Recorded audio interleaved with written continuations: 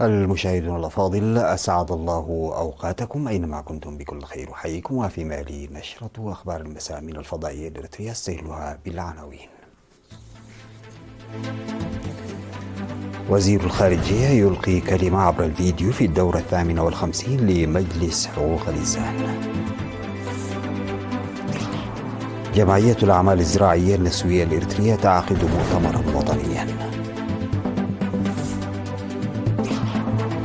متسابق المنتخب الوطني الإريتري هنوك برهان يفوز بالمرحلة الأولى من طواف رواندا. مجلس الأمن يدين رواندا لدورها في الكونغو الديمقراطية. وزيرا خارجية الصين والهند يبحثان العلاقات الثنائية. أستراليا قلقة من تمارين تقول إن الصين تجريها للذخيرة الحية.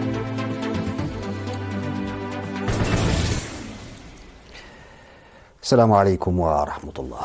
ألقى وزير الخارجية السيد عثمان صالح كلمة عبر الفيديو في الدورة 58 لمجلس حقوق الإنسان. وقال الوزير عثمان في كلمته إن الاجتماع يعقد في وقت يواجه فيه العالم تحديات كبيرة، وتعاني البلدان من الصراعات وتتمزق المجتمعات بسبب الأزمات الإنسانية، ويفتقر المجتمع الدولي إلى الشجاعة لاتخاذ إجراءات جادة، مبينا الدور الذي يجب أن يلعبه مجلس حقوق الإنسان وموقفه في هذه المرحلة الحرجة.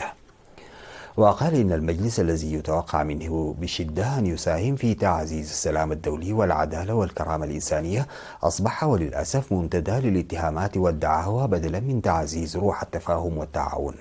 وذكر بأن إريتريا انتخبت عضوا في هذا المجلس وخدمت بجدية لمدة 6 سنوات، وهو نهج مبدئي يرتكز على الخيار السياسي الحر ومبدأ الاعتماد على الذات والمبادئ الدولية الأساسية والقوانين والمعاهدات. وأضاف إنه على مدى السنوات 13 الماضية شن مجلس حقوق الإنسان هجمات لا هوادة فيها بناء على أوامر بعض البلدان لتشويه صورة إريتريا وشيطنتها عمدا، وهو ما لا يهدف إلى تعزيز حقوق الإنسان بل إلى تشويه صورة إريتريا وجعلها ضحية لأجندة جيوسياسية من خلال حرمانها من سيادتها.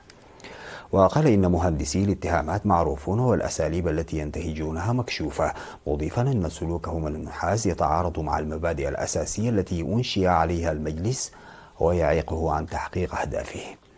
وأضاف الوزير عثمان إن إريتريا ظلت ولا زالت تلعب دورها في العلاقات الدولية رغم الاتهامات والمؤامرات المستمرة ضدها، مشيرا إلى أن دور إريتريا لا يقتصر على مجال الدبلوماسية فقط، مستشهدا بإنجازات الشباب الإريتري في مختلف المحافل الرياضية الدولية كمثال ليصبح نصرا للقارة الإفريقية وليس لإريتريا فحسب.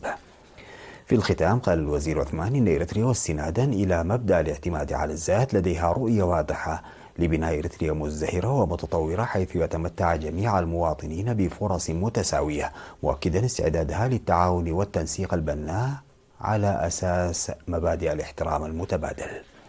ومن المنتظر أن يدلي مسؤولو 128 دولة بتصريحات خلال الأيام الثلاثة المقبلة من الاجتماع.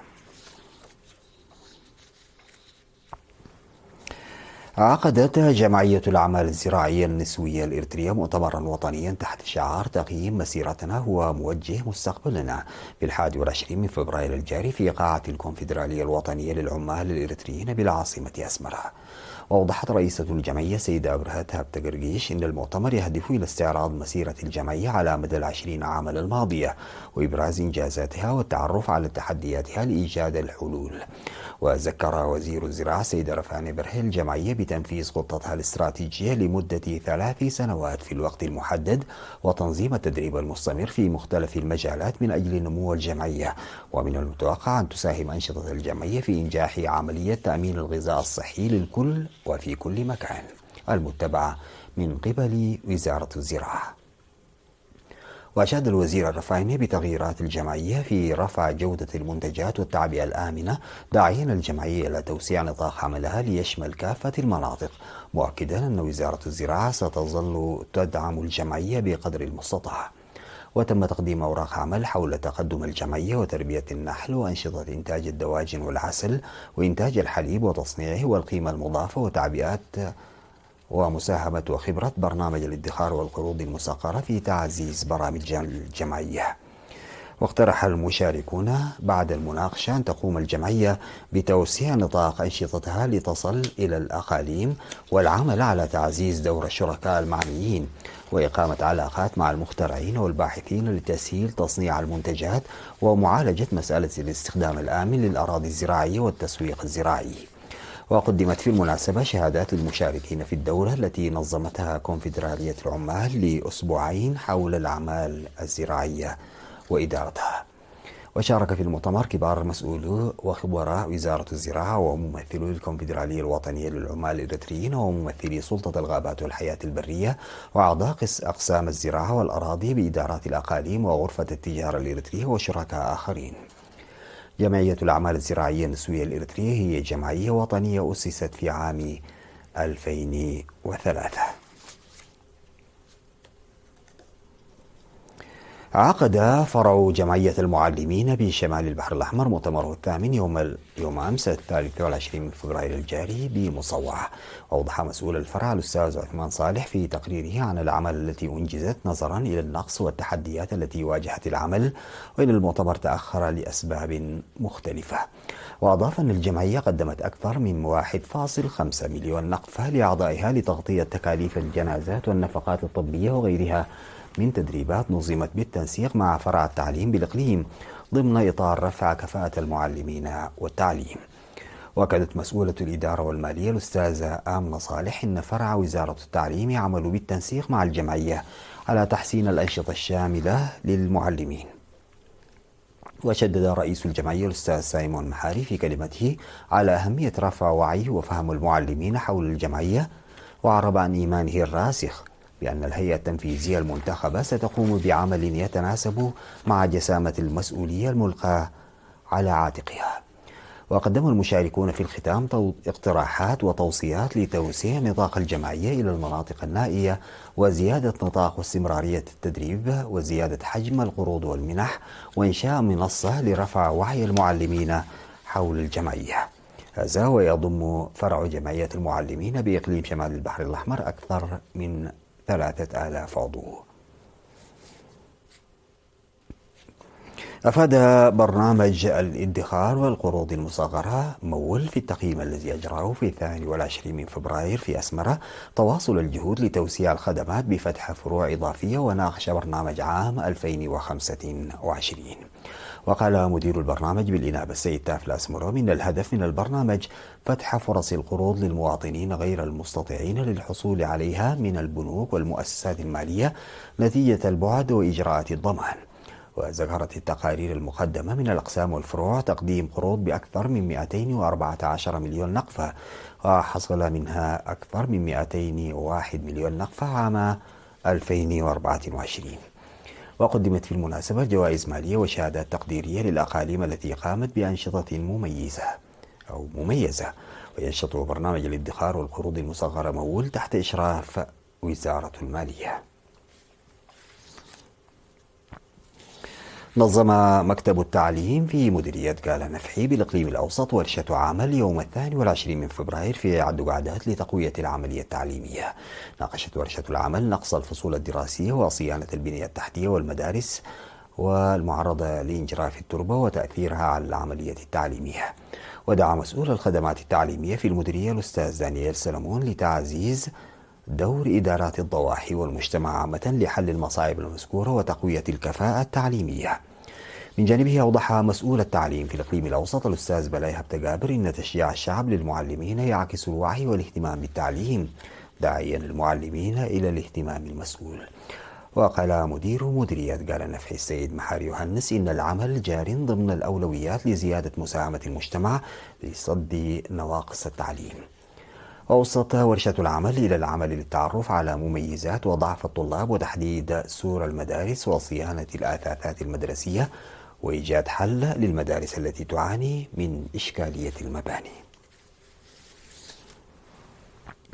طالب العاملون في مجال السياحة للقيام بحراسة قوية للمواقع الأثرية في منطقة أبا سلامة في دار الضاحية مندفرة في مديرية عدقية. وأوضح مسؤول التوعية والمعلومات السياحية سيد تسفاي قرماي أن المنطقة تضم آثار وأشجار معمرة ولها أهمية كبيرة للمعارك الظاهرية التي شهدتها عامي 1977 و 1978 مع المستعمر. وذكر السيد قرماي تولي الذي عمل حارسا في المنطقة التي تتواجد فيها ثروة غابية وحيوانات برية بكثرة، وإن الحماية تسهم في نمو التنوع الإحيائي إلى جانب الحفاظ على الآثار. وناشد السكان إلى حماية المواقع الأثرية على شكل متحف لأهميتها التاريخية. وقال مسؤول الغابات والحياة البرية في مكتب الزراعة بمديرية الدقية السيد قرماي أبرهة إن المواطنين يقومون بأنشطة الحماية الطوعية، ومن المهم توظيف حراس من قبل الجهات المعنية.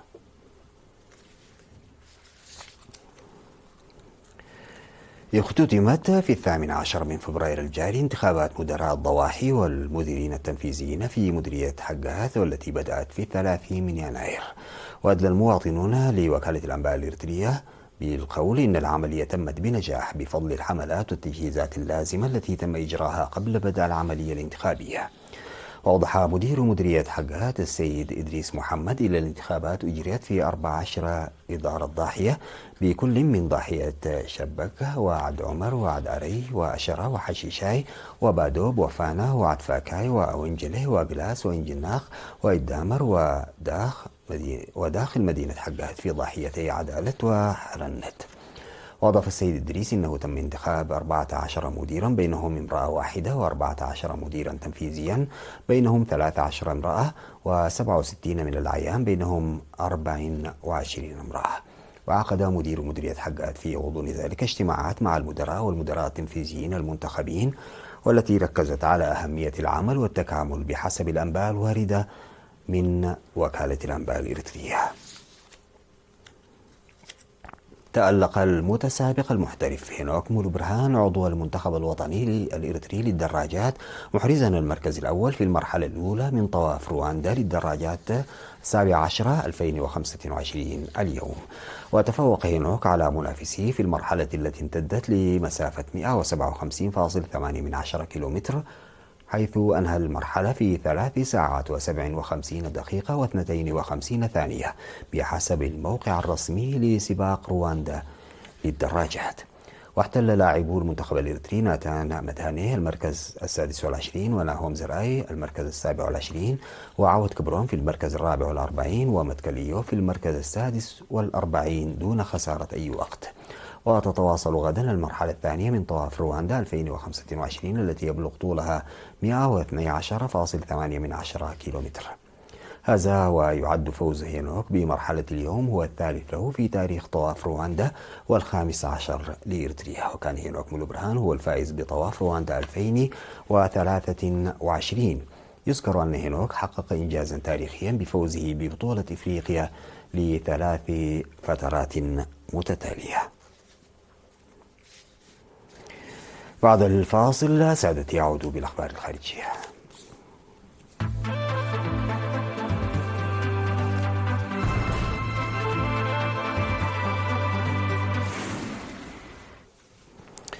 دان مجلس الأمن الدولي رواندا للمرة الأولى بشكل صريح على خلفية دعمها هجوما لحركة M23 المتمردة في جمهورية الكونغو الديمقراطية. وجرى بالإجماع تبني القرار الذي يدين بشدة الهجوم الجاري وتقدم متمردي حركة M23 في شمال كييفو وجنوب كييفو بدعم من القوات الرواندية التي يسند 4000 من عناصرها الحركة المسلحة. ويدعو القرار إلى انسحاب M23 من الأراضي التي سيطرت عليها خصوصا غوما وبوكافو، كما يدعو القوات الرواندية إلى وقف دعمها لحركة M23 والانسحاب فورا من أراضي جمهورية الكونغو الديمقراطية من دون شروط مسبقة. وكان مجلس الأمن اكتفى حتى ما قبل صدور القرار بالتنديد بانتهاك وحدة أراضي جمهورية الكونغو الديمقراطية من دون ذكر رواندا. التقى وزير الخارجية الصيني وانغ يي وزير الشؤون الخارجية الهندي سوبرامانيام جايشانكار لمناقشة العلاقة الثنائية بين الصين والهند على هامش اجتماع وزراء خارجية دول مجموعة ال20 في جوهانسبرغ بجنوب إفريقيا. وتطرق وانغ وهو أيضا عضو المكتب السياسي للجنة المركزية للحزب الشيوعي الصيني إلى الاجتماع الناجح بين الرئيس الصيني شي جين بينغ ورئيس الوزراء الهندي ناريندرا مودي في غازان بروسيا العام الماضي. ذلك الاجتماع الذي حدد الاتجاه العام لتحسين وتطوير العلاقات الثنائية.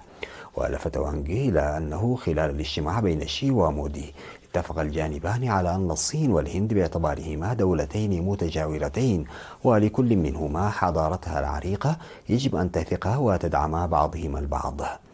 من جانبه قال جايشانكار إن اجتماع غازان بين مودي وشي قدم توجيهات حاسمة لتحسين العلاقات الثنائية بين الهند والصين، مما أدى إلى الاستئناف التدريجي للتبادلات الثنائية في مختلف المجالات وتحقيق نتائج ملموسة. أعلنت أستراليا أنها تلقت تحذيرا من الصين حول تمارين بالذخيرة الحية تجريها 3 سفن حربية صينية قبال السواحل البلاد الشرقية أثرت على حركة الملاحة الجوية. من جانبها أكدت بكين أنها نفذت مناورات عسكرية بطريقة آمنة ومهنية دون أن تحدد ما إذا كانت الذخيرة الحية قد استخدمت أم لا. ويراقب الجيشان الأسترالي والنيوزيلندي 3 سفن تابعة للبحرية الصينية فرقاطة وطراد وناقلة إمداد نفط منذ رصدها في المياه الدولية الأسبوع الماضي. وقال وزير الدفاع الأسترالي ريتشارد مارليس إن الصين حذرت من أن السفن ستعمد إلى إطلاق ذخيرة حية أثناء إبحارها في منتصف المسافة بين أستراليا ونيوزيلندا في بحر تسمانيا. وأكدت بكين أنها تجري مناورات مشروعة بأمان تام.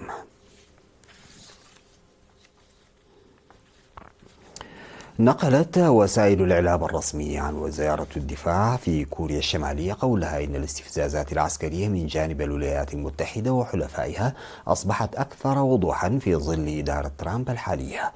وفي بيان نقلته وكالة الأنباء المركزية الكورية قال رئيس مكتب الإعلام في الوزارة والذي لم يذكر اسمه إن واشنطن والقوات التي تدور في فلكها تهدد البيئة الأمنية لجمهورية كوريا الديمقراطية الشعبية، في إشارة إلى التدريبات العسكرية المشتركة الأخيرة والوجود العسكري الأمريكي في كوريا الجنوبية.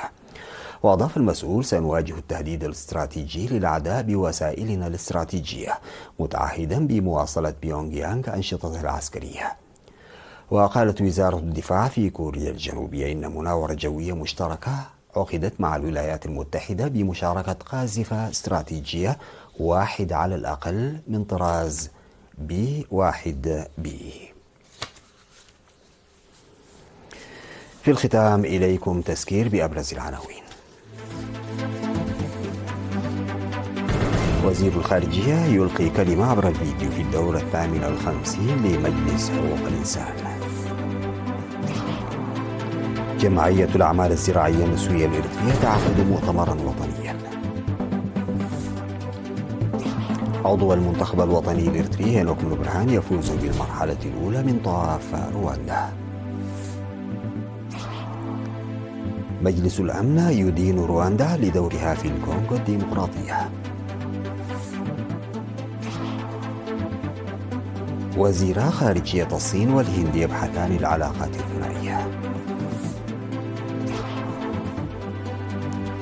أستراليا قلقة من تمارين تقول إن الصين تجريها بالذخيرة الحية. انتهت نشرة الأخبار قدمتها لحضراتكم من الفضائية الإريترية. شكرا لمتابعتكم. السلام عليكم ورحمة الله تعالى وبركاته.